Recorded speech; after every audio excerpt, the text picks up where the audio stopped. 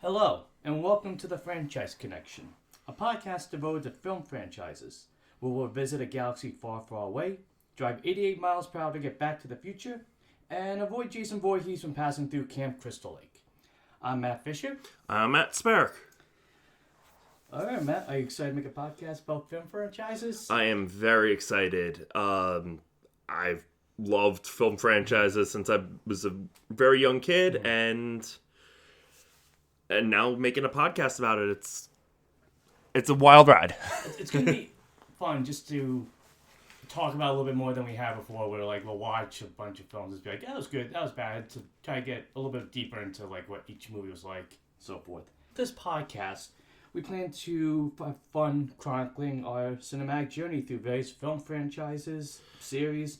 And as a result, connect you or reconnect you to some of the classic franchises or some obscure ones. And the fun part about this really is going to be a chance for both of us to either watch something for the first time or rewatch and see if it's better than we remembered it being. Exactly. Like we said, we enjoy film franchises. We've been watching a bunch of them together for a number of years. And in our previous franchise watches, we've noticed how sequels, remakes, reboots, requels, etc., can enhance or degrade an iconic series, characters, and worlds. One franchise that illustrated this to us with its growth and change was Tremors. In fact, Tremors was the first franchise we decided to watch all the films together. Yeah. Had you seen any of them? I'd only seen the first one. I saw it probably about a year before we started watching, maybe two. Mm-hmm. And at first watch, I didn't really care for it because really? I wasn't in the mood to watch it. So when I watched it with you, you didn't care for it? No, when we watched it together, yeah. I grew to appreciate it more. Yeah. I didn't care for the first one mostly because I watched it when I was not feeling it, and it was a case of I went over to my friend's house. Mm-hmm. He had the movie, and he was like, "Hey, why don't we check out this weird movie with Kevin Bacon?" I know what you mean because sometimes, and this may be a little bit of a tangent, but when I kind of jump into something to watch or to read, just because everybody seems to be talking about it, somebody tries to get me to watch it, if my mind's not set on it, you check out a little bit. Yeah. So I'm glad that you could get a better appreciation when we went back and watched the whole series. As for me, I hadn't seen any of them, but I knew the general concept and the fact that Kevin Bacon was in it. I really enjoyed it. I thought it was a fun movie, and it was the fact that we were able to have all the sequels in front of us go well, let's see where this goes next. And since we were both, well, at least I was a newbie to Tremors, we figured why not take advantage and watch almost the whole series. There was one. Yeah, there was one there were two. One hadn't come out yet, right. And the other one we had to search for because it wasn't on any service. Actually, Tremors 4 is my personal favorite because it's such a different movie than the other movies, it being a prequel to the entire series. This refresh my memory. Tremors 4 is the one in the Wild West. Yeah. And it's just showing you the origin of.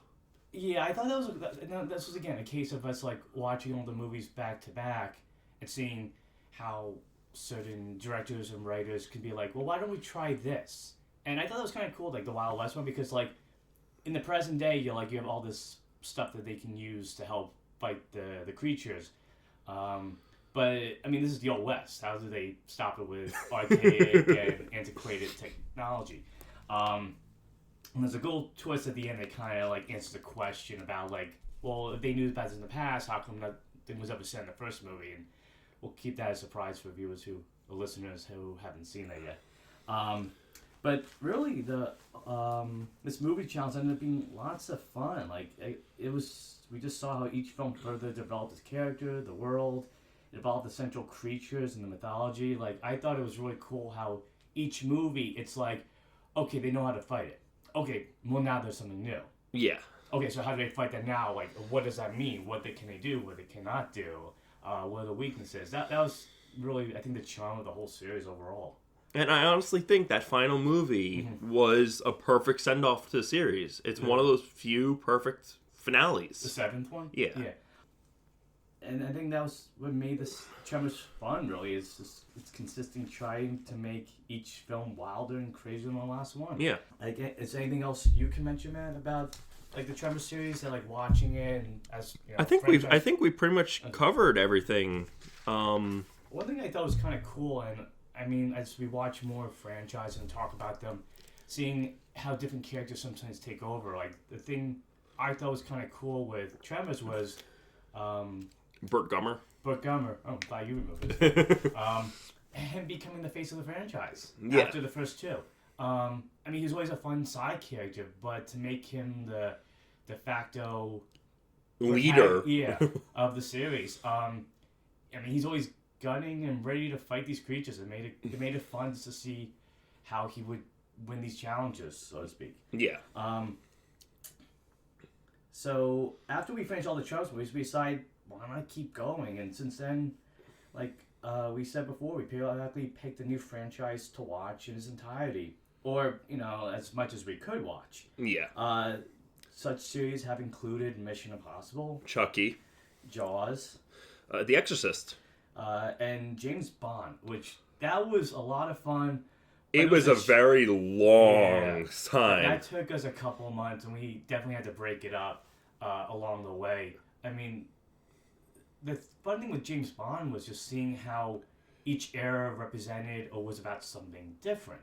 Like how the first couple with Connery was about secularization, so once more, Roger Moore was about, you know, the Cold War with Russia. But like, was a point in the James Bond where you're like, okay, I need to take a break after this? Like, did you feel like probably about middle of the Roger Moore movies? Yeah. That being said, my favorite era of James Bond, it's sad that it was only 2 movies, was the Timothy Dalton movies. I like the Timothy Dalton a lot. Like, I'll be honest, I kind of knew he was James Bond, mostly because there was an episode of Buffy where they were debating who the better Bond was, and the one character, the 3 nerds, was like, what about Timothy Dalton? And the 2 other guys looked at him kind of like, are you crazy? But I'll be honest, Dalton really brought a lot to the table. He did well with the 2 films he had, and I mean, I feel like there's a way to look at the Craig movies and see like that those movies were the prototype of the Craig movies. Yeah. Just because the same tone and characteristics in some ways. After having watched numerous franchises, when it came to making a podcast, we thought, why not do it about film franchises? Not only would these franchises give us an almost unlimited library of movies to watch, but it also gives us an excuse to revisit films and series we haven't seen in years. For me, it'll be fun and interesting to rewatch movies like Star Wars or Harry Potter in a new light, having seen more movies and kind of a better understanding of how stories are told. Like, anything? Yeah. For me, movies that I'm looking forward to rewatching, or franchise I'm looking forward to rewatching, would probably be. I'm also there with the Harry Potter one, mostly because having reread the books recently, I want to see how well, because as an adult, I want to see how well those things are adapted. It's going to be interesting because I remember growing up and being like, hearing, I mean, we both read the books. Yeah. They didn't make us, you know, scared of most stuff. But the fact that, like, I remember hearing how, like, dark and scary they got as they went on. I remember them being scary, but, like, not being, I'd be like, I wonder why adults thought this, you know, when we were reading these books back as kids. Probably because the later books have a lot of death. Oh, they do. It is. But I guess maybe having read comics who were used to characters, you know, fighting the dust. So, while our main focus will be on iconic or popular franchises, we're going to take a break in between them to also give a chance to explore failed film franchises. That's a tongue twister. Like Green Lantern, that's one for me, and Aragon is one you've mentioned that I haven't seen. We really thought introducing failed film franchises, I'm going to have to come up with a different way of saying that, into a podcast would be a good idea as a way to be a palate cleanser for both of us. because I'm sure even though we like watching these movies back to back, kind of like how talking about James Bond, we did get tired in between. We Yeah. needed a break. Especially with longer series, we're going to break them up. Yeah. So like, for example, if we do when we eventually get to Friday the 13th, we're gonna do them in pods. Yeah, we figured maybe we'll either do as trilogies or maybe when they were part of different, eras. It's just the best way as for us to watch them and as you as listeners to kind of see what that particular era had in store and how it changed, how it grew. I think we can go on to some things we're interested in watching. Yeah, that's a good idea. Like, now that we pretty much laid out our game plan for the franchise connection, we thought we'd wrap up the episode by talking about some of our favorites and some of the ones we are looking forward to checking out. Or checking out again. Why don't you start, man? What are 5 of your favorite franchises? For me, Mission Impossible, mostly because Tom Cruise and just that whole cast are fantastic. The action is fantastic. And those stories of the spy thriller, they're kind of amazing. Like, just what they've done with the stunts and just storytelling in those. It's the cool thing too is that like the stunts are always the centerpiece of those movies, but they don't just kind of happen. They're like, okay, movie, okay, big stunt, movie. Like they're built into the story. Like there's a reason why, Ethan Hunt is going underwater or hanging out to the side of a plane or jumping out of a plane. Yeah, it's there to spice up the movie. Yeah, and the story along the way. Another one I just love is I love Lord of the Rings. It's just a classic tale of good and evil, and you don't have enough of those, really, especially now. Like, they're just simple in the way that these heroes are pure and good. Yeah. They have some baggage, but you root for them because they're on the side of doing the right thing. Exactly. And then you just have the evil guys who just want to take over the kingdom or the land. Exactly. It's as much as I like a gray character, there's something great about having the simplicity of just good and evil. Yeah. And not only that, but those movies, you feel like you're on the journey with them. Like, it's road trips that you walk on. Yeah. And watching Lord of the Rings, because we're definitely gonna go check these out again. But we watched the extended editions a while, maybe a year or two ago. Yeah. And they're just that sense of quest is so much fun. And just seeing how these characters react to different situations, but you feel that journey, you experience that journey with them. And I mean, to recreate such a iconic book series and make it feel so fresh and exciting it's a testament to Peter Jackson, how he was able to adapt all that. I personally, for Superman and Spider-Man are two superhero film franchises that, while Spider-Man keeps getting reinvented all the time, Superman has only really been reinvented twice or 3 times. It's not as Spider-Man keeps getting reinvented, but Superman, there's something great about that symbol.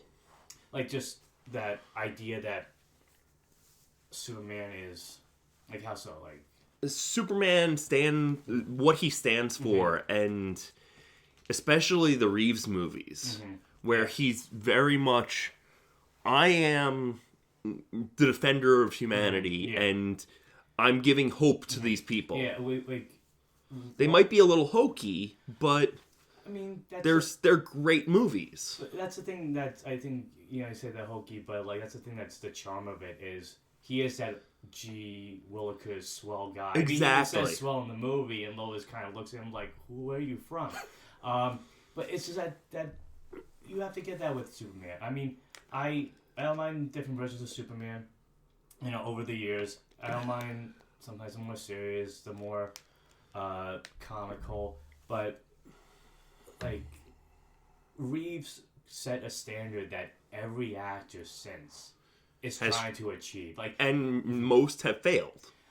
Yes and no. I thought Superman and Lois was the Yeah. closest we've gotten to that era of Superman, without being overtly like that era. Yeah, exactly. But yeah, no, I definitely agree. Like Superman, it's just seeing somebody that can inspire and fill people with hope, and just strive to be better. I mean, I always say Batman is who we all are. He's the guy we struggle with. He's the guy we relate to because we, have to rely on ourselves to fix problems. Right. But Superman's that guy, Who we all want to be. exactly, and who we know we can be in order to inspire and uplift ourselves. So you listed. I said Spider-Man. Well, I didn't talk about Spider-Man, but I did talk about Superman. Spider-Man, I just love. Every era has had something I've liked. Do you remember? I mean, we both middle school when the first one came out. Do you remember like how excited? I loved the original trilogy. Even the third one, which is not the greatest movie, I still have that soft spot for. Listen, I was lucky. I remember being. My dad said it was last year of high school when that movie came out for me. And like, if you get good grades, I'll take you to see an early morning show. So it was kind of fun seeing that movie early enough in the day. Those Raimi movies, having been at that time when I started reading Spider-Man comics, I'm like, man, they just get it. And they're both good as comic movies, they're both good as movies. The third one has issues, but I think at a whole, it's still about something. Like, despite the fact Raimi had to use Venom, when you could tell He didn't want to. and how better the classical villains were used in the film. Yeah. But still saying that it still worked into the narrative of what he was doing, and each one really did well that way. Yeah. Each one was about Peter struggling with his dual identity, with his means of power, and just working that into his fights with the villains. Yeah. Really And well my done. introduction to Spider-Man was actually not through the comics or even the Raimi movies. It was through the animated series. Same here. Yeah, that's it. That series was like fundamental to my growing up. Yeah, that and the X-Men and Yeah. Batman. Yeah, absolutely. Same here. And then for the last one, I would have to say one of my favorites, and it doesn't get talked about enough, is Phantasm. That does not get talked about enough. It's 5 movies, and each movie, even the one movie I didn't care for that much, which I think was like the third one, I don't remember that one as well as you. it tried to do things and it just didn't work. Well, this kind of like goes back to your the ideas with Lord of the Rings, like how it's a very simplistic movie. It's such a very weird movie. Yes. I mean, like the ball with the spikes, the tall man, but you gotta give credit to crafting its own mythology, and it was just such a interesting and weird set of movies. But again, like we've mentioned before with Tremors and other films, that you see like, okay, we did this. How can we not repeat ourselves? Or if we repeat ourselves, what can we add to it? Yeah, I don't remember the third one as much. I mean, maybe it's a good excuse for us to watch it again. Yeah. But I do remember the tall man just being a very strange being, and I love the fact that we never got a full explanation of who he is. No, we really Yeah, didn't. there's like little tidbits that kind of inform you, but what a cult figure in terms of cinema. Yeah. Absolutely. He doesn't get talked about No, enough, no. especially in the horror Yeah, genre. it almost kind of gets overlooked just because maybe the fact that he doesn't really talk that much. He doesn't talk really, and when he does show up, he's It's he's menacing. he's menacing, but he doesn't have an iconic look compared to like someone like Pinhead or He's just a or guy Jason that's tall. Voorhees. Although now that you mention it, the two of them are so silent, I wonder what a conversation between Jason and Tall Man would sound like. Be a lot of grunting and noises. Okay, so two of the, for me, 5 of my favorite franchises are, well, you mentioned Mission Impossible, and I mean, there's not much I can add to it except that they're just good action blockbusters and constantly excited for the next big wild stunt Tom Cruise's plan. They're just exciting and thrilling. You can't help but your heart start racing when they really get into the middle of a mission. Lord of the Rings, I mean, what else can I add to it? Just saying the cinematic masterpieces. I mean, like, They really are. I mean, they're just gorgeous films, well acted, well told stories. I mean, in some ways, I like how Jackson adapted the story, because when I read the books, I was very confused. I'm like, this isn't like the movies, like how they tell two different stories. I like how he weaved it all together to feel like one big story instead of just one half of this story and one half of that. Yeah, the way the book is structured, it works for a book. It doesn't work for a movie. True. Yeah, because if you're watching the movie, you'd be like, okay. Why? Where are half of the characters? Yeah. Why are we just doing this now? Yeah. Well said. So you mentioned superhero movies. You mentioned Superman and Spider-Man. Yeah. I'm going with Batman. The Batman franchise I love. Which one? All of them. Batman is my favorite superhero, so I'm always curious to see how different directors can put their own spin on The Dark Knight and Gotham City. And yes, that includes Batman and Robin. It's not my favorite. It's probably the most comic booky. Oh, absolutely. That's what I mean. The color to it, and just the quips and the jokes.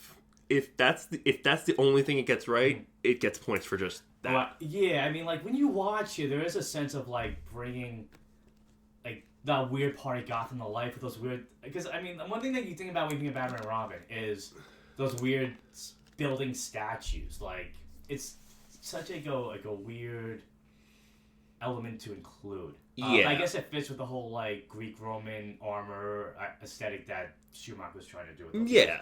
But yeah, so like, I mean, when we get to the Batman the Batman episode with the Matt Reeves film, like that, I feel like that the recording's going to be hours long because I'm going to be going on and on about how. That's one of my favorite movies. Period. Yeah, I mean, kudos to that team. Like they created the Batman I've been kind of waiting to see on the silver screen for many years. Yeah, where Gotham's a character, where the Batmobile's a character, and just every character feels like they're part of the city. That, and also just getting the characteristics almost pitch perfect. Exactly. Moving on, the Fast and Furious is absolutely one of my favorite franchises. Like, it's about family. Well, absolutely. And cars. And crazy stunts. And Coronas. But like Mission Impossible, I love how these films get bigger and crazier with each sequel. Yet they don't lose sight of this series' real engine, like you said. Family, with characters, and the dynamic. I'm being serious. There is a theme to each movie hidden in everything, despite all the... Except for maybe the first two. No, there's a theme, absolutely. I mean, Brian and Dom, yes. Yeah. Like, there's a sense of brotherhood between them. Yeah. And then in the second one with... Tokyo Drift. Well, Tokyo Drift has it, but like Too Fast, Too Furious, I mean, that same sense of... friendship is definitely installed in it. And for me, wrapping up, the Scream series. This is not just one of the best horror franchises ever, but it's also one of the smartest and most witty. All these films act as great commentaries on the horror genre itself and its numerous tropes. I'm so looking forward to the seventh one. Even though they've had to change things around, there's just so much to explore with horror today. Hey, at least they're bringing back a lot of the main cast members that have left. And that's going to be really interesting because I'm really curious how... Especially since they killed off one of them. Spoiler. But kind of? No. But it's going to be interesting. I mean, like, this is 7 films in, and while I have issues with the third one in terms of how sometimes things play out, each one's been just a solid mystery time and time again. Like I said, adding something to the horror genre to say, what can we say about the tropes? What can we say about the rules? What can we change about the rules? I mean, that film is influential past its, that first movie. Like, it definitely inspired various filmmakers. I mean, like at Scream 5. When we watch, you'll be able to talk a little more because I know you haven't seen it. But you do get that sense of, like, what was great about the first Scream and how can we reintroduce it again for a new era. Do you have any honorable mentions, Matt? Star Trek. Well, before we go to things that for honorable mention, Star Trek, it's just one of those franchises that between the films and the TV show, it's just about the hopeful future that we all wish we could have. Yeah, that just sense of exploration, just being with a great crew, a great team, great friends, and just getting a chance to solve these unsolvable mysteries and encounter strange new worlds. Yeah. So on, so on. You know how the phrase goes. Anything else? And well, Star Wars. It's mostly because that I was the right age when when I saw the original trilogy, at least the special editions of them. Do you remember? So your first one was New Hope. My first one was actually, I think it was Empire. We had the videotapes of the original the special editions, but I think first one I went to theaters for was either Empire or the re-release of Empire or Return of the Jedi. For me, I guess that's why I kind of have a soft spot for Return of the Jedi, is because that was like the first one I actually saw on the big screen. Like, I remember it was special edition, but I remember just being like wowed by it. And that's the thing, like nowadays I feel like I have to know from start to finish who these characters are, but it was just something fun about being thrown into this world and just getting a chance to be introduced to all these wild elements. I mean, in a way, it's kind of cool that like one of my first introductions to Star Wars was Jabba the Hutt. You know, Yeah, and that's a memorable character. But it wasn't until later on that actually it was an English class that I watched A New Hope. Really, I want to say for its entirety. I may have seen like bits and pieces, but I never watched the whole thing. I got on A in the paper to write that. I was very happy about that. All right, that's a plus. For me, some honorable mentions for me include John Wick, James Bond, although after this recording you'll be curious to see where that franchise goes, and Tremors. John Wick, just because I love how the films have grown. I love that kind of like that world underneath all world that the film does so well at exploring and making bigger and bigger every time. I am fine with it being 4 movies. The way it ended was perfect. Do a bunch of spin-offs in between. I don't mind that. James Bond, again, like we talked about this earlier, but it's just kind of cool how every time it gets introduced, there's a different tone, there's a different theme, there's a different almost mission statement to talk about what these movies are like. And it's a good example of how a movie series that's lasted for, I guess, close to 60 years now, still be iconic and still be exciting for new fans. And Tremors, same thing, we've talked about this before, but it's just a wacky, fun series. I mean, I don't think it gets the attention it deserves at times, but it definitely ranks up there with some of the best 80s, 90s horror, sci-fi, comedy, slapstick, what have you. It's a lot of stuff. It's the perfect B movie series. Well said. Yeah, absolutely.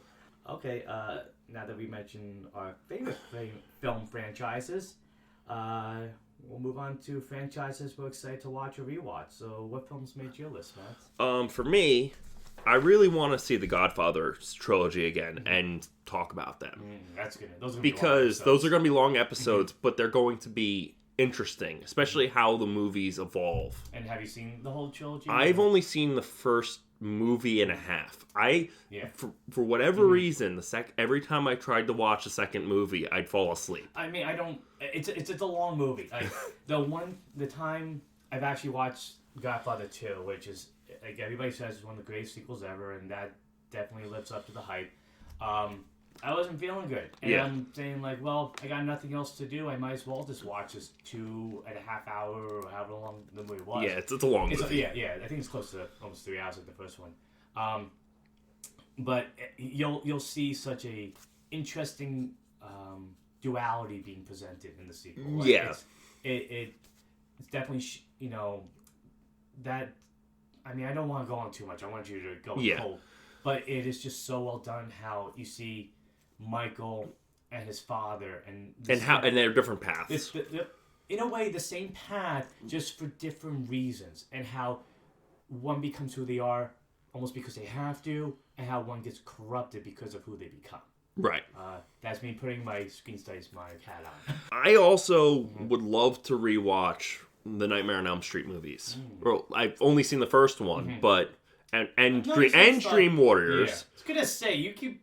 I praising Dream Warriors, I almost forget that one. love Dream Warriors. Is it not as good as you remember? No, I do remember it, Okay. and it's great. Okay. It's one of the few sequels of that franchise that I actually have watched, but I find interesting because of what they do to the characters and how It's they. kind of cool because they bring Nancy back, and like we don't really see a lot of returning characters when it comes to. Yes, it's one of those franchises where the cast tends to revolve out really quickly, and they don't Yeah. return.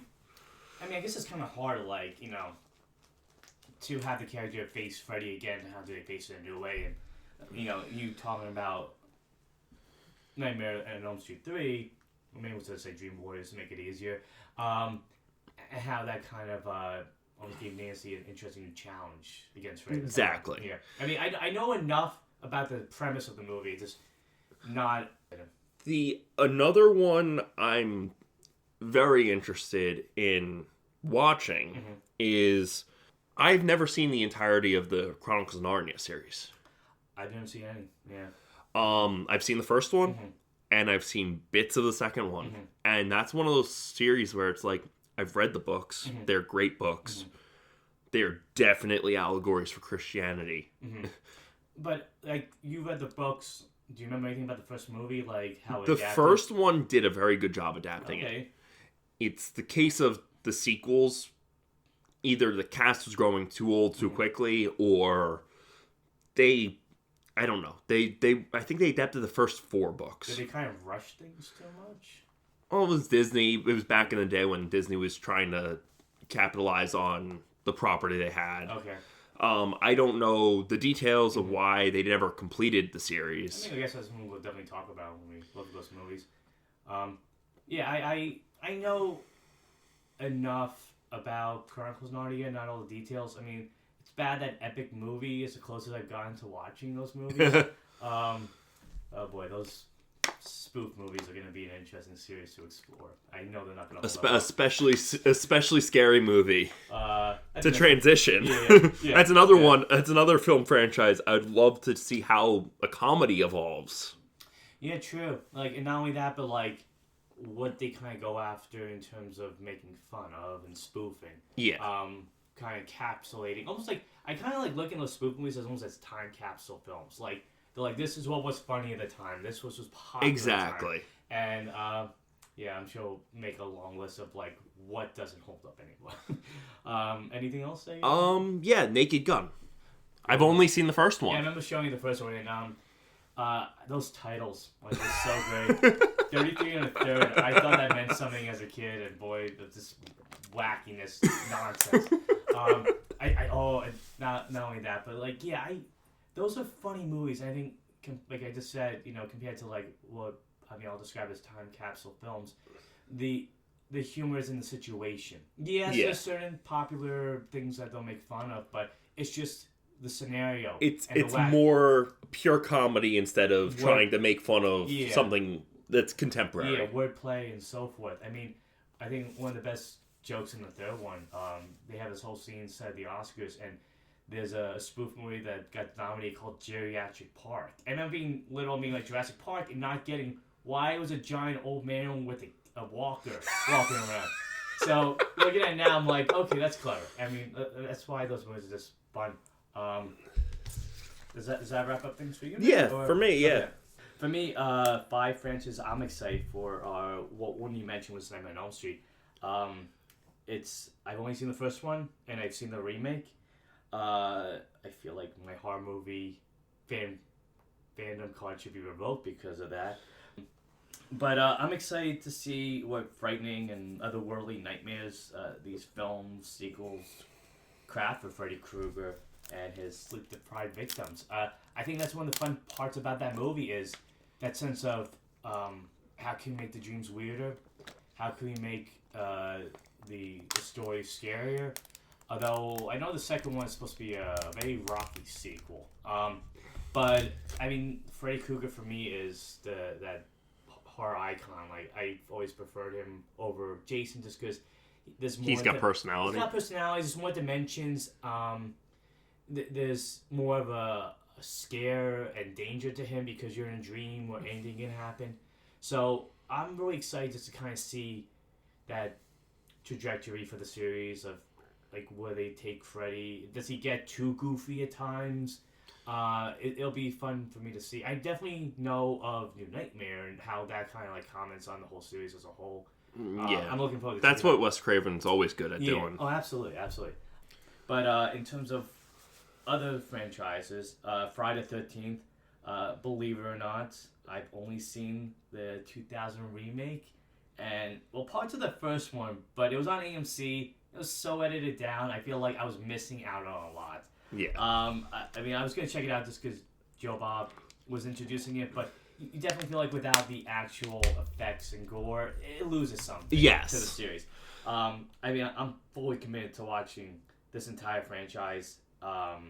Thus far, Jason X is my personal favorite of that franchise. Mm-hmm. Not because it's a good movie. Actually, no, that you refresh my memory. I have seen Jason X. I remember being like, it's such like a weird direction. I mean, I guess that was that time when like everyone had to go to space. Let's go to space. Let's send Hellraiser to space, and let's send Leprechaun to space. I mean, it's a fun sense of like, well, how can these characters work in space? I think this one actually it manages to work surprisingly well. It's not like the greatest sequel or anything, but it's still a fun movie. I think the thing that stood out to me was like, okay, the Earth is decimated, and now we're gonna bring Jason up to a space station. I mean, but that suit is a cool suit. Yeah, as goofy as the film is, and it's got some great kills. Oh yeah. But liquid nitrogen. Yeah, but I'm just really interested to check out all the scary, bizarre ways Jason stalks his prey. Not only that, but in a way to see how Jason becomes the iconic figure that we know him as today with the hockey mask. I know early on, I mean, I know how the first one ends, but the fact that I don't think he gets his mask to the third one. No, right? he doesn't get until like halfway through the third so one to either. See kind of like to see how almost these little elements had to come into place for him to become the icon, and have the imagery that we know him to have today. I know the remake just kind of streamlined. It goes, he has a mask now. Yeah. So another one for me is the Pirates of the Caribbean. Caribbean? Yeah. Can I say it both ways? Whatever. Yeah. When the movies came out, I actually wasn't too interested in the Pirates films. I know they were really popular. I know people kept talking about it. I'd say the first three are solid. Is a solid trilogy. Yeah, I mean 4 and 5. 4 not so much. 4 goes off in some weird directions. 5 kind of brings things back to basics, but a little too late. Okay, so I was like, people have moved on past the series by this point. Right. Okay. I mean, I eventually rented, back when Blockbuster was around, the Curse of the Black Pearl, and I thought it was okay, and I've really only gone back to watch the fourth one on Stranger Ties, which I know is weird, but, it was a way, I was seeing all the movies I could see that summer. I thought that was fine too. I did think I remember Ian McShane being pretty good as. Yeah, he was definitely one of the better parts of the movie. It was just a messy movie. Yeah. But now I like to give Captain Jack Sparrow on these swashbuckling adventures another try and see if they're better than I gave them credit for. I have a feeling that I might enjoy a little bit more just because I've started to enjoy more seafaring adventures and pirates' joys more than I had in the past. Next up for me is The Planet of the Apes. Besides the first movie and Conquest of the Planet of the Apes, I've only seen the reboot films and the Tim Burton remake. So I thought it'd be cool to watch all the original films again and see exactly why Planet of the Apes is considered a landmark sci-fi series and a cultural phenomenon even to this day. That's one of those early sci-fi series I've seen every movie of, you have but seen the original series. I have. Yeah. They're great. Mm-hmm. Like even the quote unquote bad ones are still leagues above some modern. Is it a case of just these movies having something new to add to the world. Exactly. And I know, like, it's kind of a time loop series, isn't it? Does this go back to the beginning? I know A Conquest. little bit. Yeah, because the Conquest I watched when Rise of the Planet of the Apes was coming out, because I heard that it was kind of going to be a similar direction. Feel. Yeah, I mean, it's vastly different when you watch the two movies, but the idea is there. But yeah, I'm familiar enough with it. I've read some of the comic series. I enjoyed them. But to just see what those original movies set out to do, what they were like, I believe they recast Charlton Heston at some point. I think so. I don't remember. It's been years since I've seen it. But I mean, the fact that like the makeup effects seem to still hold up even to today, it's gonna be fun. And, yeah. I mean, an excuse to watch that first movie again is just fun. It's one of the classics for a reason. Yeah. Yes, and in addition to that, at some point we will watch the Tim Burton one as a film. Oh yeah. Failed franchise. A failed film franchise. I don't know why I wrote that down if I can't say it. But I mean, there's some things to enjoy about that film, but we'll have enough to say when we get to that. Lastly, for me, Highlander. Okay, I'm aware the series Scott and Rick can get messy. Are they aliens or immortals? I guess that's like the chicken and the egg question for the series. But I'm generally curious to see if that's really the case. And even if it is, at least I'll have some cheesy action and dialogue to enjoy. I mean, hopefully. I mean, we watched the first one a while back, and I remember I'd seen it before. The first film. I didn't care for it. I thought it was stupid. I thought it was boring. And then when I watched it again, I'm like, okay, I get the tone of it. I get how silly it is. It's a goofy. Really is a goofy movie. I mean, the premise, the setup is solid. It's a cool idea. We still see in movies like The One, you know. Yeah. But have you seen any of them beyond the first one? No, I've only seen the first one, and I've seen the first one I think twice. Yeah, same here. But I'm just kind of interested to see, really, like I said, like how are these movies that bad?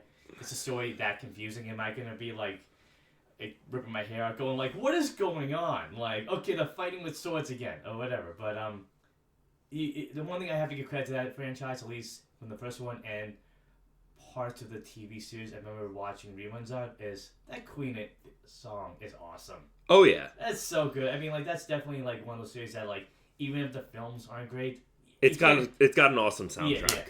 Yeah. Do you have any honorable mentions in terms of franchises you're excited to watch again? Actually, I do. Or watch for the first time? I do. Mm-hmm. I actually have 3. Okay. Godzilla, all of them. Oh, wow. So that's going to be more of a challenge than James Bond. You know that. Yes, I do. But it will be fun. It'll be a fun challenge well, because it'll be a little shorter in some ways. Yes. They're all about 90 minutes. That's fine, yeah. But it'll be fun to discuss, especially the Showa era where things are goofy as hell. And that's after like how far into the series? That's the first series. Oh, okay. So that's like the first chunk of movies from with Gojira is part of that era. Yeah. Okay. That Lone Wolf and Cub. Okay. Did we watch? We watched the first one. I remember enjoying that first one. Yeah. And the last one I'm thinking of is the Man with No Name trilogy. Ooh, that's a good one. Yeah. So I liked those ones when we watched them. Yeah. But I think like sometimes again like it depends on like sometimes when we meet up to watch a movie like I'm not looking really focused on it, but so I think like watching A Fistful of Dollars and the sequel, some of the little details went on my head. So I definitely want to go back. I definitely want to build up to The Good, Bad, and the Ugly. From what it sounds like, I guess like that is the top one, the one that people like the most.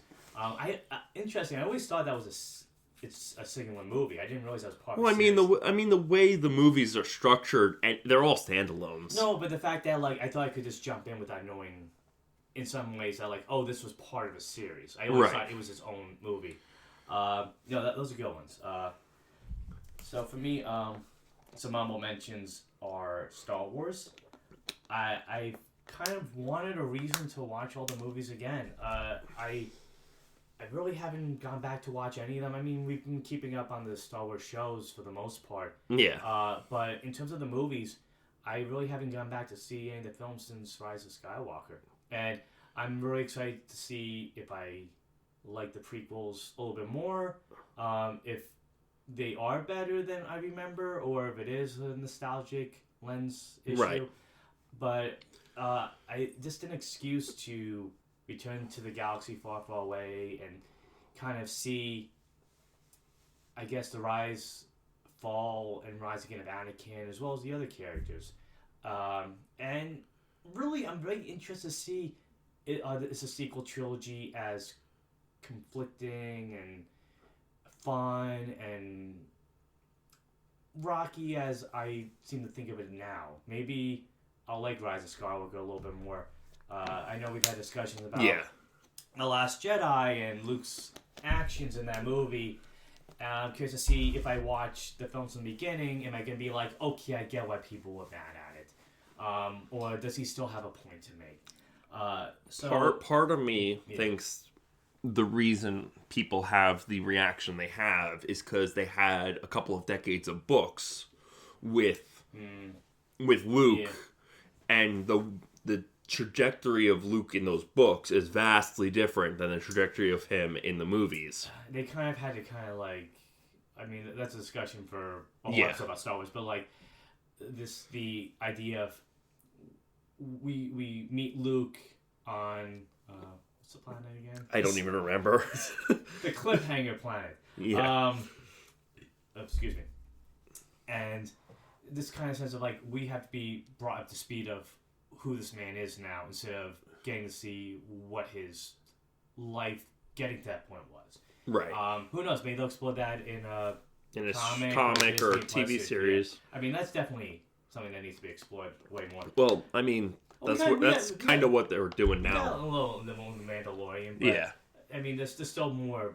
There's still more meat on the bone to be to look at. The Neverending Story.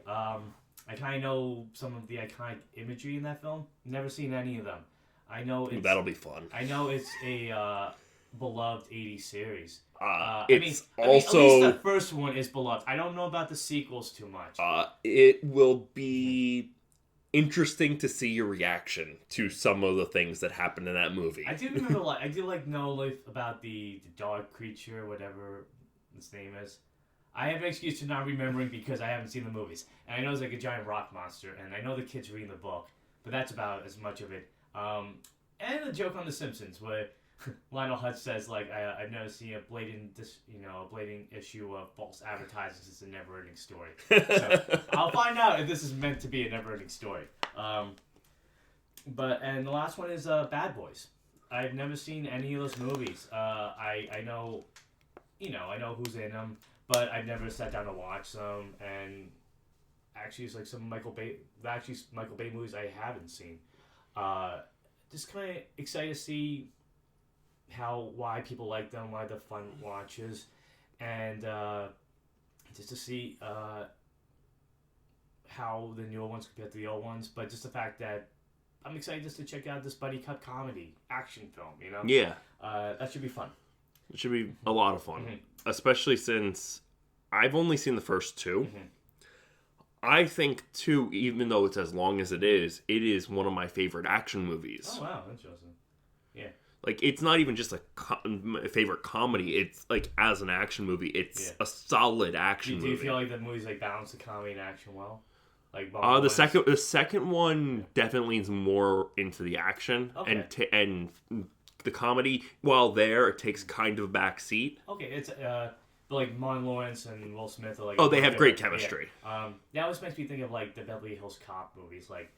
The first one is a good balance of action and comedy, and then you get to 2 and 3, and 2's a bit more the more serious action film with the humor in it, and 3 kind of gets a little more goofy, and the newer one really kind of brought it back to that original direction. But it's interesting how film series can take those turns. Yeah. Especially with who's at the helm. Yeah. Well, if you listen this far, thank you for tuning in to our first episode of the Franchise Connection. We hope you liked what you heard. and you'll return for our next episode, when our first franchise watch will be the Evil Dead trilogy. Woo! Yeah. I know that's one of your favorites. Oh, I love The Evil Dead. I didn't mention it in my favorites because I wanted to limit my you can selection. Say you forgot. It's okay. No, I didn't forget. I part of me was like, well, I want to keep our choice a secret, and it's one of my favorites because it's interesting to see how the movies change, but really, do they? I mean, that's something we're gonna have fun discussing between 1 and 2. Yeah. I enjoy them. It definitely I mean, we were talking about the Spider movies. I would say those are my first introduction to Sam Raimi. Same here. But in some ways, Spider-Man led me to the Evil Dead movies. And what I am excited to check out with that is not only to see how the story evolves and grows, the new dangers with the Deadites kind of tormenting Ash, how do you change it from the one to the other, but it's the fact that you kind of see Raimi growing along with the story. You see, I like to say the first one was him learning how to make his movies, and the second one was him defining his style to his movies. Yeah. I mean, that second one, when you watch things like Drag Me to Hell or the Spider movies, or even most recently, Doctor Strange and Multiverse of Madness. Those little camera angles, or those little editing tricks, and the way he, not even just how he makes it, but the way he puts his own personality into some of the stories. Yeah. And I'm really excited to kind of check out Army of Darkness because it's been a while since I've seen that, and to kind of go from Deadites in a cabin to medieval. A story of knights and skeleton monsters. It's gonna be a lot of fun, and I keep repeating, but it's true. Just getting an excuse to kind of watch these movies that kind of defined our love of. Just getting a chance to rewatch these movies and have an excuse to see why we like them in the first place, or if there's something new to enjoy about them this time around. It's gonna be fun. Until franchise fatigue starts to set in for us, I'm Matt Fisher. And I'm Matt Sparrow. For the Franchise Connection. Bye. Have a good one.